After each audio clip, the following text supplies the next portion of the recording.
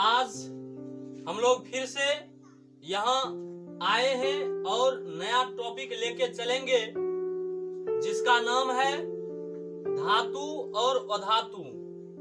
इससे पहले साइंस में हमने जाना अम्ल, क्षार और लवण। इसीलिए अब हम अगले चैप्टर की ओर चल रहे हैं जिसका नाम है धातु और अधातु। देखिए, हमारे इस प्रकृति में अभी तक 118 तत्वों की खोज हो चुकी है, जिसमें 92 तत्व प्रकृति में पाया जाता है और अन्य तत्वों को प्रयोगशाला में निर्मित किया जाता है।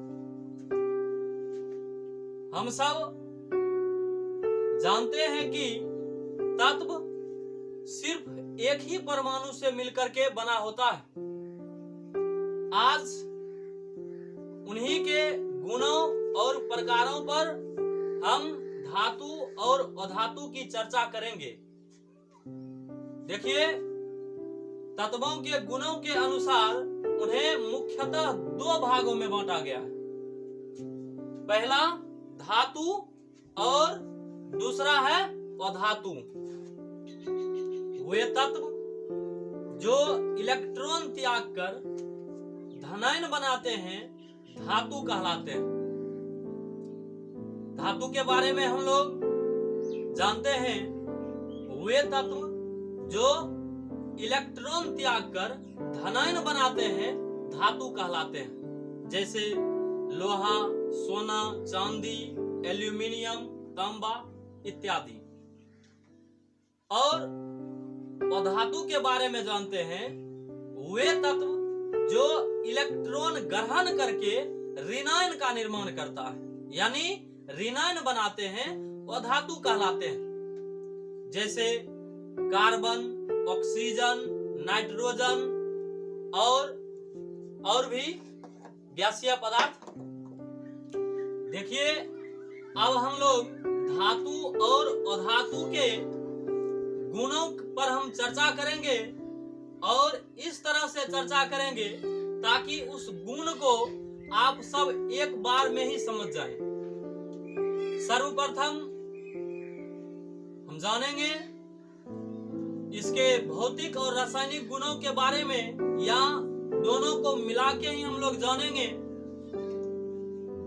धातु सामान्यतः ताप पर ठोस अवस्था में होता है, लेकिन एक धातु ऐसा है जो द्रव होता है जिसका नाम है पारा, जिसे हम Hg से सूचित करते हैं। देखिए, पारा को हम लोग मरकरी भी कहते हैं। ये कमरे के तापमान पर द्रव अवस्था में पाया जाता है। सिर्फ यही एक अपवाद है जो द्रव अवस्था में पाया जाता है, बाकी धातु ठोस अवस्था में होता है, यानी इसके आकार में परिवर्तन नहीं होता है, यानी वह ज्यों का त्यों रह जाता है। मगर अधातुएं ठोस, द्रव और गैसीय तीनों अवस्था में होता है। ठोस में कार्बन और आयोडीन ठोस अवस्था में होता है, ब्रोमीन द्रव अवस्था में होता है, और जितना भी गैसीय पदार्थ है जैसे ऑक्सीजन, नाइट्रोजन इत्यादि, ये सब गैसीय अवस्था में होता है। देखिए, धातुओं के गलनांक उच्च होते हैं। जैसे कॉपर यानी तांबा का गलनांक 1083 डिग्री सेल्सियस होता है और लोहा का गलनांक यानी आयरन का गलनांक 1535 डिग्री सेल्सियस होता है, लेकिन धातुओं की तुलना में अधातुओं का गलनांक काफी कम होता है। जैसे सल्फर का गलनांक 119 डिग्री सेल्सियस होता है और आयोडीन का गलनांक 113 डिग्री सेल्सियस होता है। अब आपको जान करके आश्चर्य होगा कि ऐसा धातु जिसे हाथ पर रखने के बाद पिघल जाता है, जिसका नाम है गैलियम और सीजियम। हाँ, गैलियम और सीजियम धातुएं विद्युत और ऊष्मा के सुचालक होते हैं, यानी उसमें विद्युत प्रवेश कर जाता है, यानी उसमें विद्युत संचालन होता है। ऊष्मा का सबसे अच्छा चालक चांदी धातु को माना जाता है, उसके बाद तांबा जिसको हम कॉपर कहते हैं। लेकिन एक बिस्मथ नाम की धातु है जो कुचालक होती है। लेकिन अधातुएं जो है ऊष्मा और विद्युत के कुचालक होते हैं, लेकिन ग्रेफाइट एक अधातु है जो विद्युत के सुचालक होते हैं। धातुएं की सतह को यदि काटा जाए तो उसमें हम पाते हैं कि उसमें एक अनोखा चमक दिखाई पड़ता है, यानी धातु में अपना चमक होता है, लेकिन वहीं हीरा, ग्रेफाइट और आयोडीन को छोड़ करके सभी अधातुएं में चमक नहीं होती है। सभी अधातुएं चमकदार नहीं होती है, यानी अधातु का रंग भिन्न भिन्न या रंगहीन होता है। जैसे सल्फर का रंग पीला होता है, वहीं फास्फोरस का रंग लाल या सफेद होता है, और ऑक्सीजन, हाइड्रोजन, नाइट्रोजन आदि रंगहीन होता है। धातु में आघात वर्धता और तन्यता पाई जाती है, वहीं अधातु में यह नहीं होता है, यानी आघात वर्धता और तन्यता नहीं होता। आघात वर्धता का मतलब किसी भी पदार्थ को पीट पीट करके पतली चादर के रूप में बना देना, और तन्यता का मतलब उसे पीट पीट करके लंबे तार के रूप में खींचना। लेकिन आपको जान करके हैरानी होगी, यानी आश्चर्य होगा, जो सबसे अधिक आघात वर्धता जो है वह सोने और चांदी में होता है।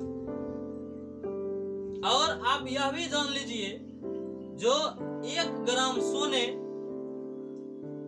को पीट पीट करके यदि लंबी तार बनाया जाता है, जिसकी लंबाई 2 किलोमीटर हो जाता है।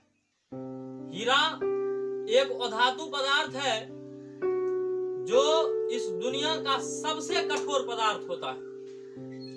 वहीं कुछ क्षारीय धातु जैसे सोडियम, लिथियम और पोटेशियम इतना मृदु होता है, मुलायम होता है, जिसे चाकू से काटा जा सकता है। अधिकांशतः सभी धातुएं ऑक्सीजन से अभिक्रिया करके ऑक्साइड का निर्माण करती है।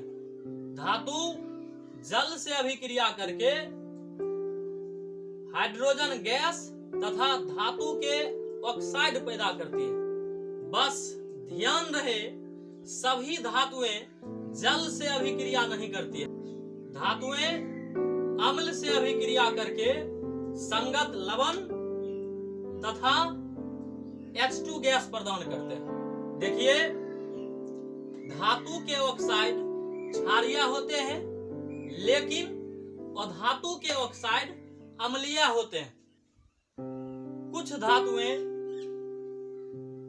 जैसे जिंक और एल्युमिनियम इत्यादि दोनों प्रकार के ऑक्साइड का निर्माण करती है, यानी अम्लीय और क्षारीय दोनों प्रकार के ऑक्साइड का निर्माण करती है, जिसे उभयधर्मी ऑक्साइड कहते हैं। वो धातुएं ऑक्सीजन से अभिक्रिया करके ऑक्साइड का निर्माण करती है धातु के तरह, और हाइड्रोजन से अभिक्रिया करके हाइड्राइड का निर्माण करती है, हाइड्राइड। और धातुएं से अम्ल पर कोई प्रभाव नहीं पड़ता। चलिए अब हम लोग जानेंगे सक्रियता श्रेणी के बारे में। सक्रियता श्रेणी एक प्रकार की सूची है जिसमें धातुओं के क्रियाशीलता को अवरोही क्रम में दर्शाया गया है। यानी एग्जाम्पल के रूप में समझे तो यदि पोटेशियम सक्रियता श्रेणी में यदि ऊपर है और लेड नीचे है, इसका मतलब होता है जो पोटेशियम लेड से अधिक क्रियाशील है और लेड उससे कम है। अब चलिए हम लोग जानेंगे धातुओं की प्राप्ति के बारे में। तो हम जानेंगे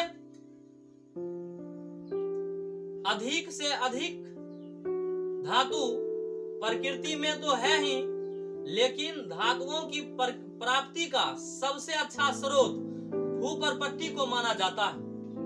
अब हम खनिज के बारे में चर्चा करेंगे।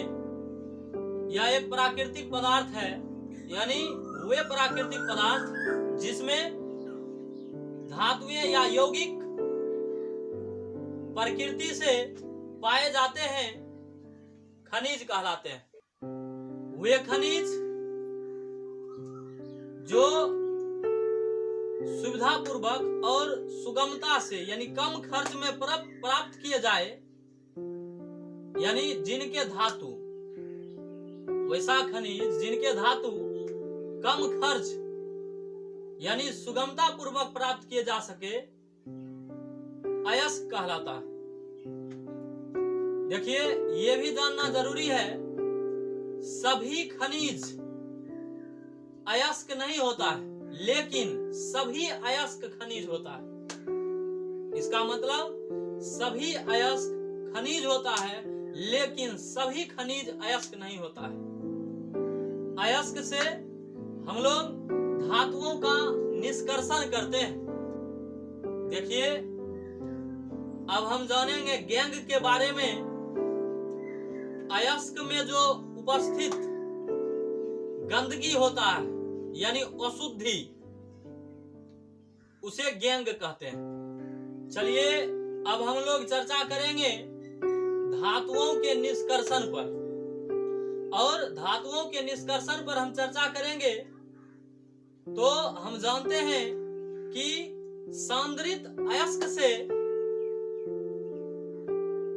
किसी भी धातु का निष्कर्षण किया जाता है। इसका हम एक स्पेशल वीडियो बनाएंगे, धातुओं के निष्कर्षण पर एक स्पेशल वीडियो बनाएंगे जिसका चर्चा हम अलग से करेंगे। अब हम लोग जब तक मिश्र धातु की चर्चा कर लेते हैं, हम आपको बता दें कि 2 या 2 से अधिक धातुओं के समांगी मिश्रण को मिश्र धातु कहते हैं। 2 या 2 से अधिक धातुओं के समांगी मिश्रण को मिश्र धातु कहते हैं। मिश्र धातु में जैसे पित्तल, कांसा, स्टेनलेस इत्यादि। अब देखिए उसमें मिला हुआ क्या रहता है। पित्तल में कॉपर और जिंक मिला हुआ रहता है, और कांसा में कॉपर और टीन मिला हुआ रहता है। इसी तरह से स्टेनलेस स्टील में लोहा, निकेल और क्रोमियम मिला हुआ रहता है।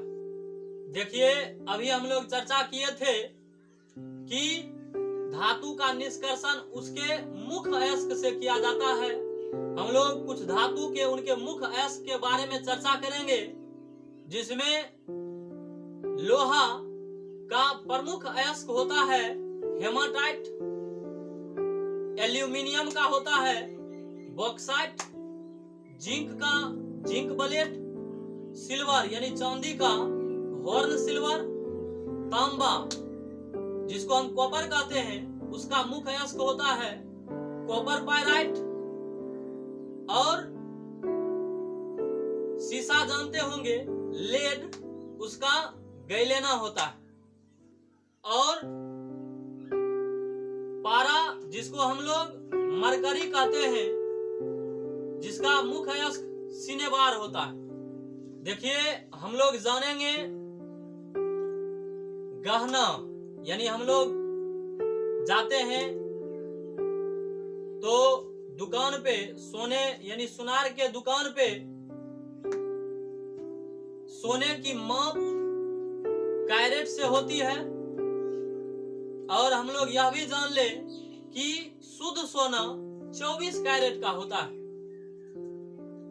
लेकिन वह इतना मुलायम होता है जिसका आभूषण बनाना संभव नहीं है।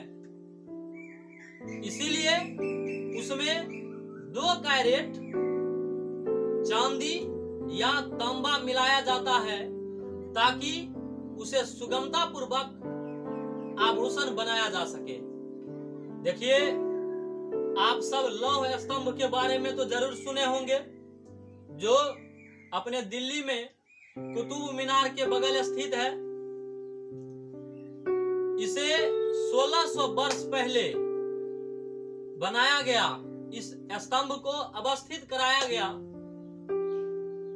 जिसमें अभी तक संक्षारण की स्थिति नहीं है, यानी जंग नहीं लगा है। इस बात की पुष्टि के लिए कई जगहों से वैज्ञानिक आते हैं। उस लौह स्तंभ की लंबाई 8 मीटर और उसका वजन 6000 किलो यानी 6 टन है। देखिए अब जो शेष रह गया है उसे अगले वीडियो में हम लोग जानेंगे। और आप सब हम लगातार जब भी वीडियो बनाते हैं या पढ़ाते हैं तो कुछ ना कुछ जो है हम लोग बातें कर लेते हैं। आप लोग घर पर अच्छी तरह से पढ़ें और हर क्षेत्र में मेहनत कीजिए और हर क्षेत्र पर मुकाम हासिल करना है। घायल परिंदा है तू, दिखला दे जिंदा है तू, बाकी है तुझ में हौसला। तेरे जुनू के आगे अंबर पनाहे मांगे, कर डाले तू जो फैसला। रूठी तकदीरें तो क्या, टूटी शमशीरें तो क्या, टूटी शमशीरों से ही